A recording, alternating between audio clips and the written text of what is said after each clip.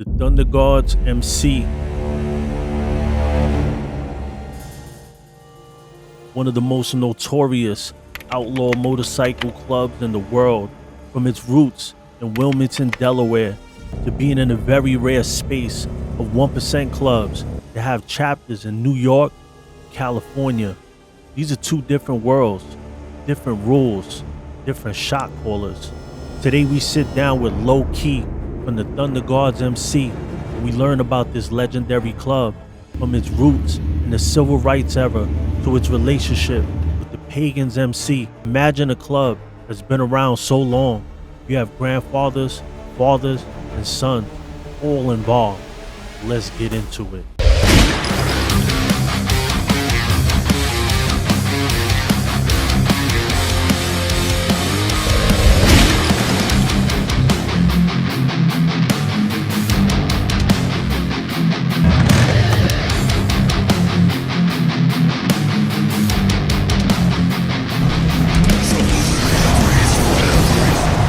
Alright, Loki, first and foremost, been wanting to make this happen for a minute because, you know, on the East Coast, even when I go to the West Coast, Thunderguards is a name that it's a club that's been around forever and has so much history, but people see it and recognize it, but they don't know about TG, how infamous it is, how long it's been around. So could you tell me a little bit about the beginning roots of the Thunderguards MC?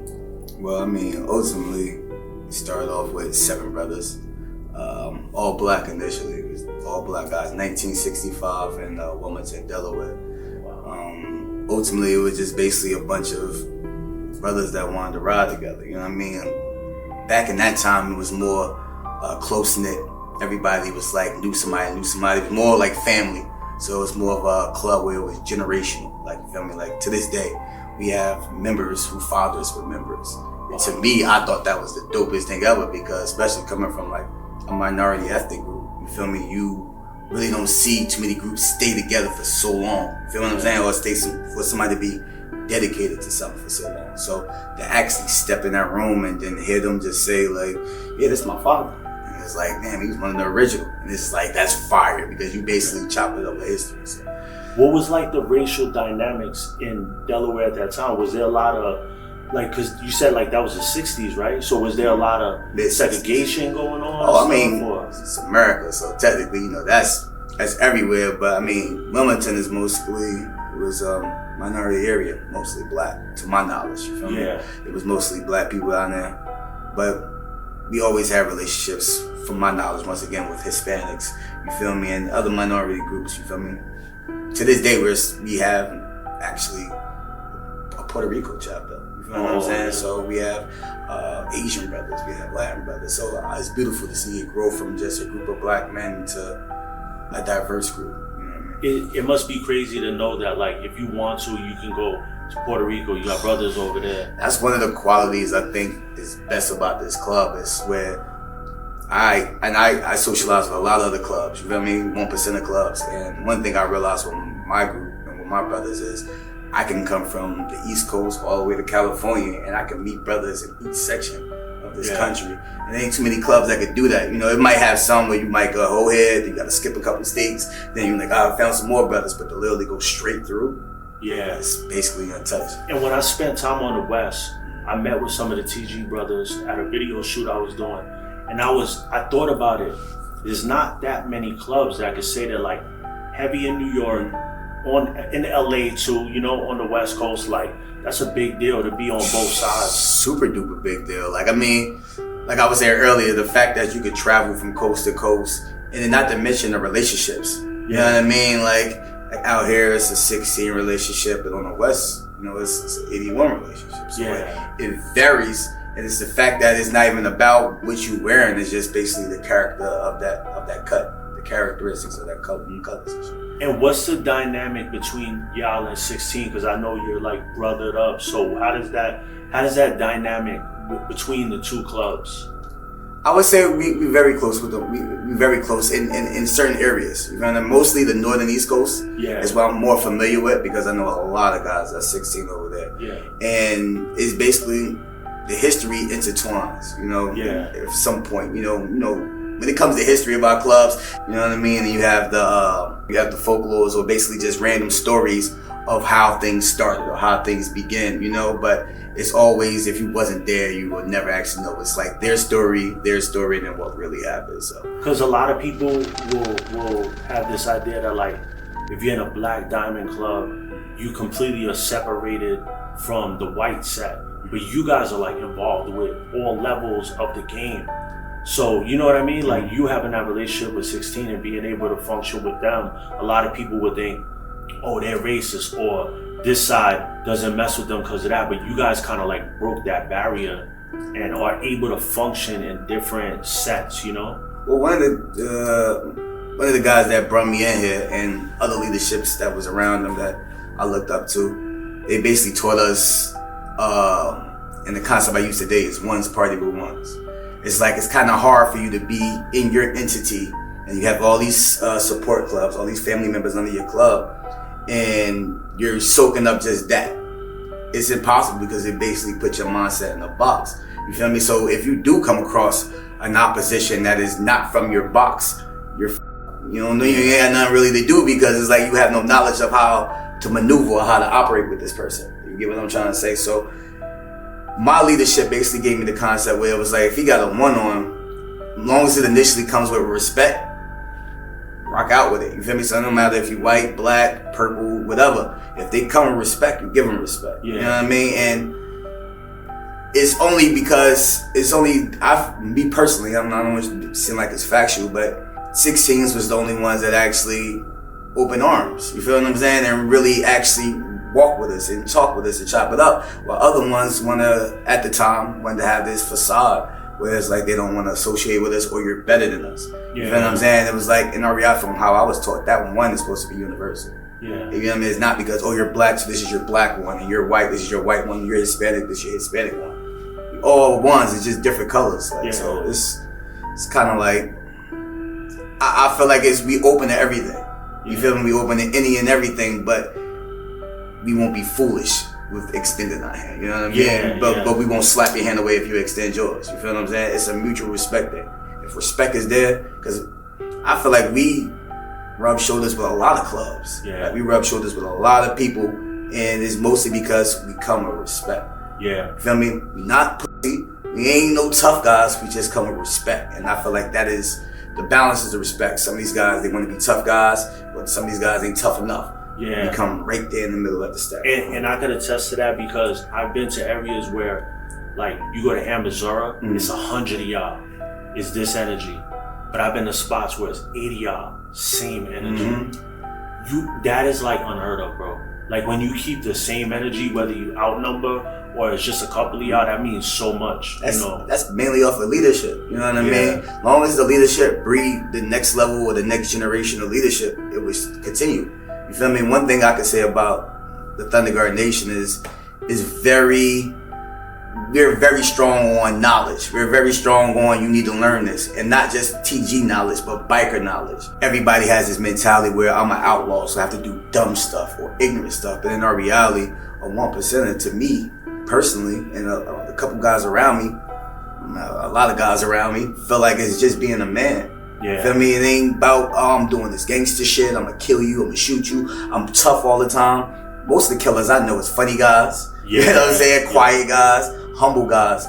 All the ones that usually do all the talking is usually the ones that ain't really done nothing or never will do nothing. You know what I mean? So my nation is so humbling. Like, some people see me and be like, yo, like, I thought you was gonna be stuck up, or you was gonna have this energy like you just better than somebody, and like, you be sitting in the corner drinking your beer, smoking your blunt, minding your business. Because it's like, my leaders show me is this shit come with it.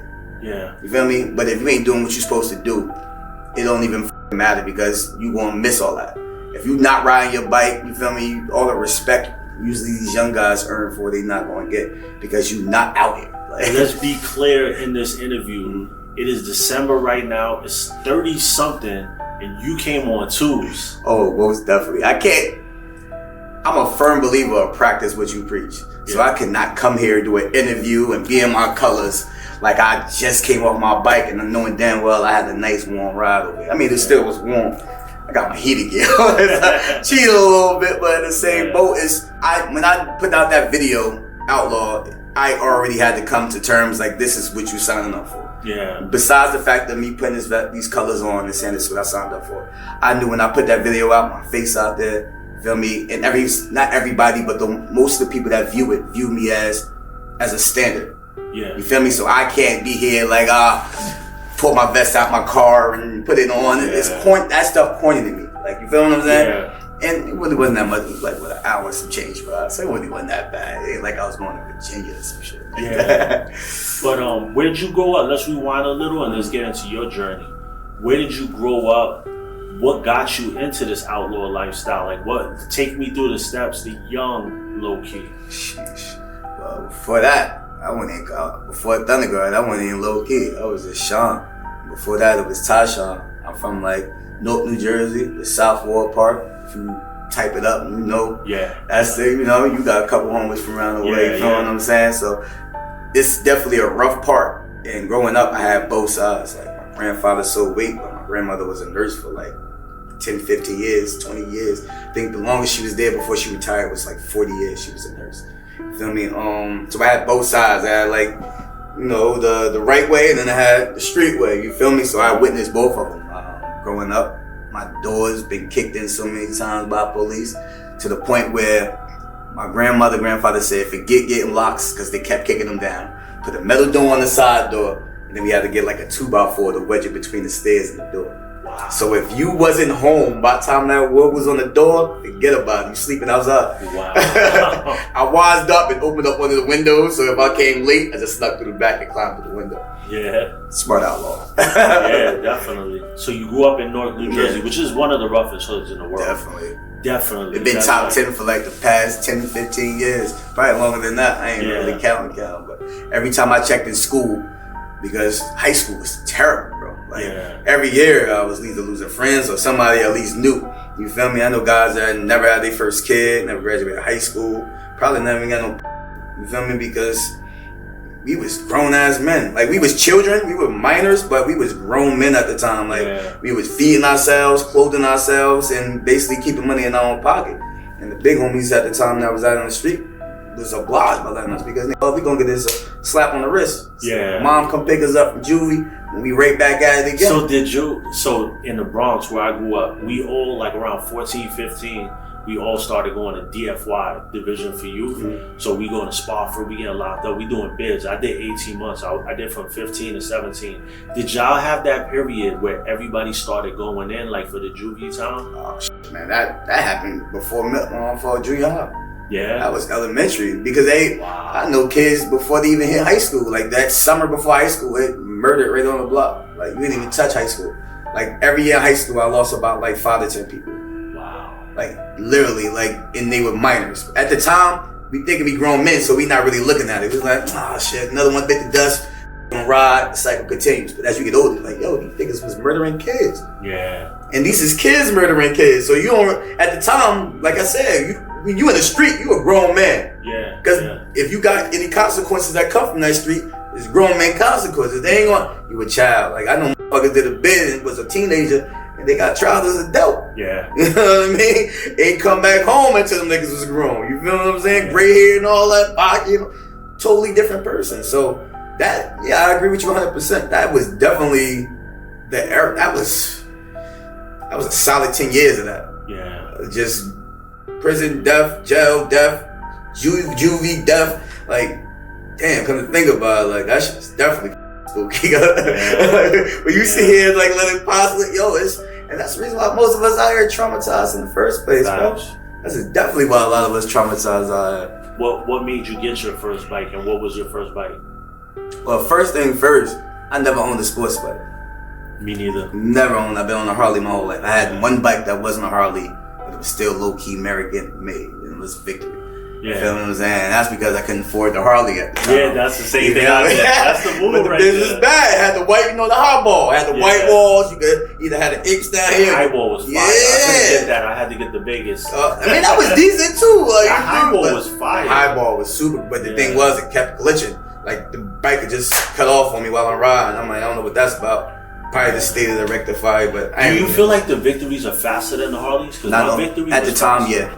They were, right? Because they was the only one pushing out 106s. Like, I had that when the Harleys was still rocking out with the 103s. Yeah. You know what I mean? But now it's like, if you even still look at the Indians, it's like they have some speed in there, but I mean, there's so many aftermarket parts and things you can do to a Harley. It's kind of low key impossible for Indian or Victory to catch up to it. Yeah. Like, it took me 3 months to find a passenger seat for my Victory. Like, without paying $500 for this little ass seat that I just scoop under there and screw down. I was tight. If you're trying to trick something out, you have to get a Harley. You gotta get a Harley, and you're gonna save money. I mean, if you got bread, you can trick it out, do whatever you want. Yeah. But most outlaws riding on a budget. You know what I mean? Yeah. Unless you know somebody that knows somebody. So, what got you into the outlaw lifestyle, or just motorcycle clubs in general? Well, go back. I'm sidetrack to your question. My first bike was a 1996 Sportster 883. Okay. At the time, I was in the military, and technically that wasn't my bike. But bro was barely there, so I held the keys. Yeah. So I was riding around. Shout out Vaughn. Shout out Vaughn, my white boy Vaughn. I don't even know if you still follow me on social media, but I appreciate you. You changed my life, little kid. And so I was riding, and then I was stationed in Kansas. I was in the Army. Feel what I'm saying? 12 Bravo Combat Engineer. Well, you feel me? And I was stationed in Fort Riley, Kansas. So in Kansas, it's not really traffic lights. It's more like roundabouts. And the speed limit out there be like 75, 85 miles per hour. So you just thugging it. Like, you feel me? And it's just mostly road and vegetation. You feel what I'm saying? So that right there, especially, the stress of being in the military and the leadership and all that, that ride was what set me off. That ride is what had me like super popping. And I got injured and I had to get out, medically retired and shit like that.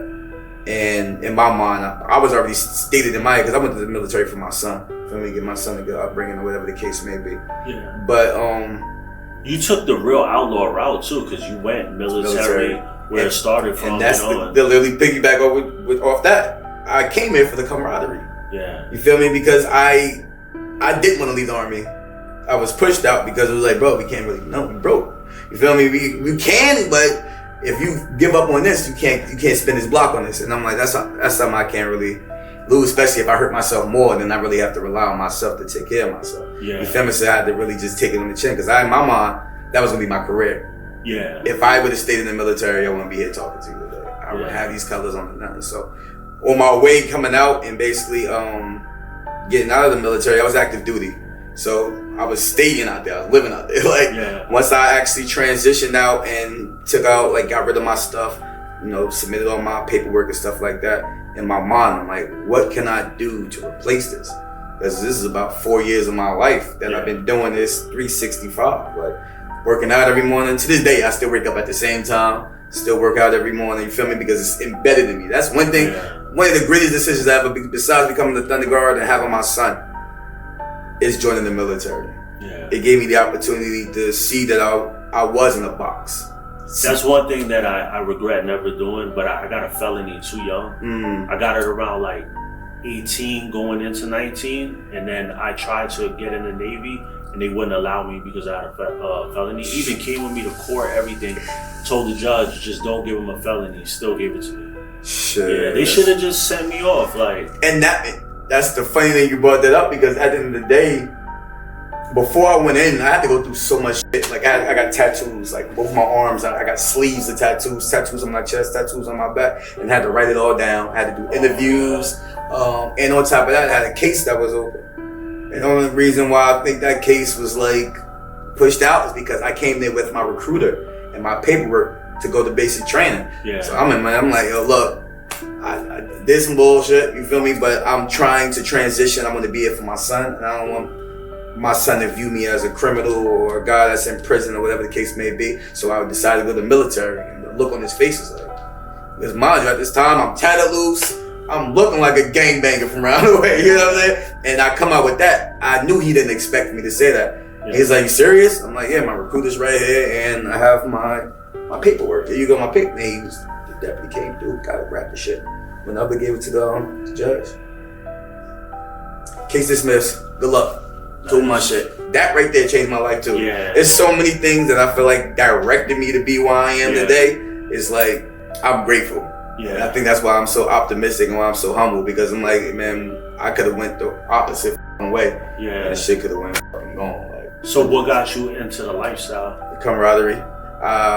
Who did you know? Like, did you have friends that were like already in the club or like in other clubs? Alright, so I found out about the MC community in New Jersey towards my last year when I knew I was getting out. Yeah. And the one thing I saw was the New Jersey chapter, TR, and the New Jersey chapter of Outkast come together. And so I don't remember what it was. It was just a while ago. I'm in Kansas viewing this online. Yeah. And one of the kids, I can't remember his name. I feel bad. I can't remember his name right now. My memory sucked. But he got killed at one of our Mother's Day events out there. He was a child. He was a minor. Yeah. Go back to what I said before, like losing kids left and right out there. Yeah. He got killed, and those two organizations gathered up money for the parents that buried their child so they wouldn't have to get it. Yeah. When I saw that, I'm like, that's the camaraderie I needed. That's the camaraderie. Mind you, I never thought about biking and MC 1%, none of that. Yeah. I saw that. I need to know that. I had one guy that was a mutual friend, Muggs, EOS, Enemies of the State. They was under Thug Riders at the time, but they under us now. Well, they with us now. I don't like saying under. They with us now. Yeah. And I hit them up. I'm like, yo, that's so dope. Like, how can I be a part of that? You feel me? It was like, yo, like when you can come through, I'm gonna chop it up with certain people. Chopped it up at the time, Lou Rock, Capo, you feel me? And a few other, Oz, rest in peace. You feel me? A few other guys from over there. And shout out to Lou Rock and Capo. Oh yeah, shout out to Lou Rock, Capo, Solid Rose. And they basically, at the end of the day, told me, come on, pull up. So I got my ticket together, got on the plane, and I went there on the in the military you had to do leave. You can't just leave when you want to. You got to sign up for it. So I did the leave. I went there, sat down with the powers that be over there at the time, and they basically was like, yo, if you want to do it, all you got to do is shake my hand. Feel me? I'm like, hell yeah, shake my hand. I already had I drew my patches up and all that. We was Warriors MC at the time. Oh, yeah. So I started my own club. You feel me? Okay. Had a couple chapters, Maryland. I was working on Connecticut, at Pennsylvania. You feel what I'm saying? What was that like, that beginning part, like starting your own club? Exhilarating. It was because it was a breath of fresh air, something I never witnessed before. Yeah. I never witnessed riding with a group of people. I was always riding by myself. Yeah. The first time I actually seen a group while I was considering it was Rough Riders while I was in Kansas. Because there really wasn't that many clubs that was out there. Yeah, that's the only club I used to see back in the day. Yeah, Rough Riders every freaking way. And my thing is, I'm like, I know y'all niggas, I mean, it's no disrespect to them, but I'm like, y'all more like a family club. You get what I'm saying? Not like an outlaw club. And I'm in the military, and I'm what I am, and I walk through their bikes like, nah, bro, you gotta go around. He said on some tough shit, but I understood and I respected it. You feel me? And it made me want it more. And it was like, I'm just gonna chase that shit. Yeah. And it felt like anybody that creates something. The same way I feel when I create music. You feel what I'm saying? I feel like, this is low-key blasphemy, but like God. Because it's like a creation, especially you create something and somebody enjoy it or somebody want to be a part of it. Yeah. Like, I know my founders is like, yo, like I would never thought that happened in this garage would blow up to be this. And I'm pretty sure the founders of any nation will be like, damn, like I can't believe this shit. Like if they could come back now, like the ones who originally started the club, the first founding members, come back and watch their clubs and look and see how big it grows. It's gonna blow their mind. Blow their mind. They would never think it would be that big. Never. I never even knew my shit would even grow outside of New Jersey. But let alone they have people from Maryland want to put my colors on. Yeah. You feel me? I thought it was the dopest shit ever. Yeah, I think that shit was super fire. Yeah, I ain't gonna hold you. So you're in the club that you created. Yeah. What made you decide to walk away from your own club? I never actually talked about this probably. I bumped heads with the club I was under. Yeah. I'm gonna say it vague. You feel me? It's pieced up now. I mean, it's grown men now. You feel me? But at the time, it was a situation that erupted that made me realize, damn, you are a one. Yeah, you feel me? And it was a time where that organization was pulling me like, yo, like get rid of, like forget them. Come over here with us. You feel what I'm saying? I was on some shit like I was considering it, but I just saw things that I wasn't with, and I'm like, one thing I can't do is condone sucker shit. Yeah. And I'm not saying the entity as a whole was, but it was certain things that I seen that I wasn't feeling. You feel me? So I kept. Now I won't even say it's sucker shit. It was just certain things that they float my boat. Yeah. You feel me? I know exactly what you mean. So I was like, I'm cool with where I'm at. You feel me? And then it automatically rolled into something else, and it made me realize, damn, you really took time. I like to low key thank them guys, because it's like, if that ain't never happened, I probably would have still been stuck on. Yeah. You know what I'm saying? My club or whatever the case may be. But yeah, we bumped heads, whatever the case may be. Things transpired, and it made me realize, like, you're not a club, and then I mean, you're not 99 no more. You're a 1. You feel me? You might as well start your journey. And I hung around TG for like a year or 2 before I actually decided to prospect. I mean, you did it the right way. Yeah, I mean, Maine used to walk up to me like, "Hey, I see you hanging around here. What's up?" Like, you feel me? I'm like, nah, I'm just, because I felt in my heart that if I made that decision, that's it. Yeah. I can't be the one of, like, I wasn't, like, certain people that have been in like 4 or 5 clubs. You feel what I'm saying? I can't do that. I got, and then now I can't. You know what I'm saying? I'm fucking fucked at this point. Like, I mean, not fucked. I respect that, bro. You did it the right way. Yeah, I mean, I wasn't even thinking about doing it the right way. I just didn't want to get caught up in some shit. Like, I had a bad taste for my pride, and I thought this was where I was staying. Yeah. So it was like to leave that. It's the same way with the military. I'm thinking I'm staying here, and it was like, oh shit, gotta find something else. But I used that to just replace the military instead of doing my homework. But one thing I do, I learn from my mistakes. Yeah. You feel me? So with that, when that fell through, and I still ain't even think about doing a club. But I put my bros at the time through the Witcher calls. It's like, are y'all built for what I'm built for?